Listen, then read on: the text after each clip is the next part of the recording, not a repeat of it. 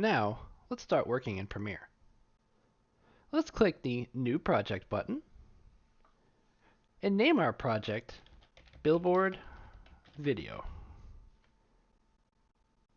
Then we can save it where we want to. It should be a place that we know and we remember. We can click our Browse button and choose where we want to save it. And then we'll hit OK. Once our project loads up, we want to create a few bins. I've made a test bin here so you can see what it looks like. A bin is basically just a folder inside of the Premiere project. I'm going to right-click in the project window and create a new bin. And we're going to call this bin Video Clips. In this bin, I want to add the video of the kid that I downloaded and the speech bubble. I can do that by just clicking and dragging into my bin.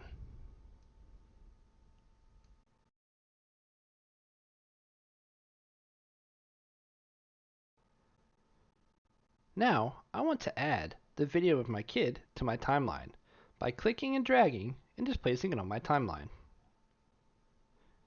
Premiere has made the timeline for me.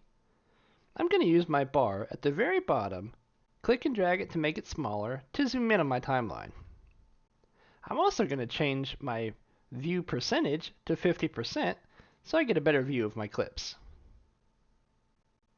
We need to take the green background off of the kid. So I'm going to go into my effects folder in my project window and I'm going to type in color key. Here's our color key effect. I'm going to click it, drag it, and put it on the video clip of the kid. And you'll see that our effect control window opens up. And here is our color key. What color key will do is select and remove a color from a video clip that we choose. We can click on the eyedropper, click on the green background, and see that it takes the background away. However, we still have a little bit of green around the student or the kid. So we can turn up the tolerance, the color tolerance, to something like 20. And we should start to see that green go away. If we just keep turning up the tolerance, we can get it so it's perfect, just like that. Now that we've added our color key and taken out our background, everything behind the boy is now transparent, which means we can put an image behind him. So I'm going to go online and find a background that I think is cool. I'm going to right-click, Save Image, and save it to my computer. Then I can bring it into my bins.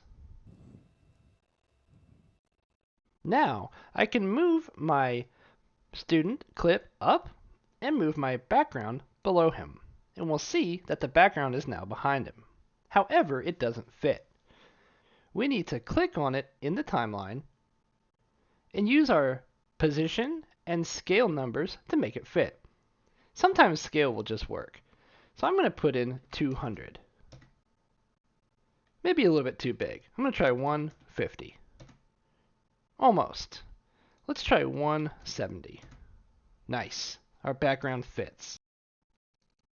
Next, we want to add our speech bubble. So I'm going to grab my speech bubble and put it in my scene. Now I need to do some testing. We want to scroll on our timeline until the voice starts talking into the microphone or the person in your video starts talking. And then we want our speech bubble to appear. So our speech bubble is already on a transparent background. However, mine is too big. So I need to click on it and scale it down.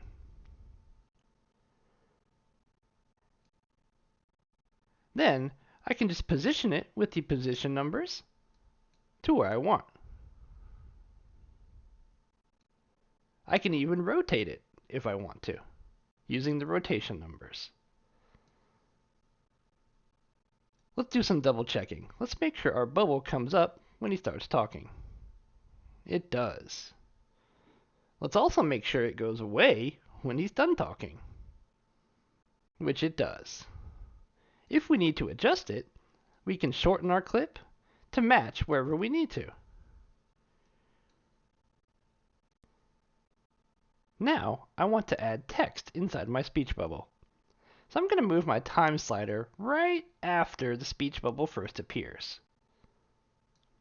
I'm going to grab my text or type tool in my toolbar.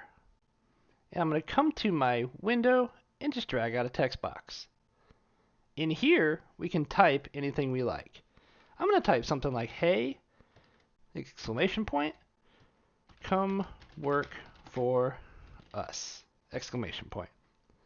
We can't see our text because it is a white color on a white background. So we can highlight all of our text and change the color.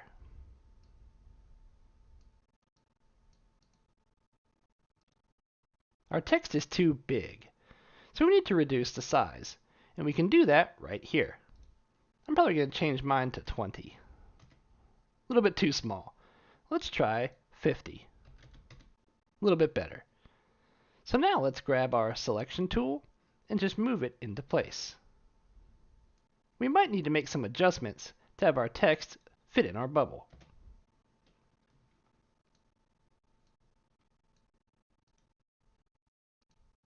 We want to make sure that our text stops when our bubble goes away. So we'll go to where our bubble starts to go away and match our text layer to that. Now let's do some checking. Let's hit our play button and make sure it all looks good. Looking good. The most important thing we can always do in Premiere is to save our work. So we always want to go to File, Save, and make sure that everything we do is saved. If our computer is having trouble playing the video or you're getting lag, you can always turn down the playback amount. If it's set to full, we can turn it down to 1/4, or if you have 1/8 or 1/16 available, choose that.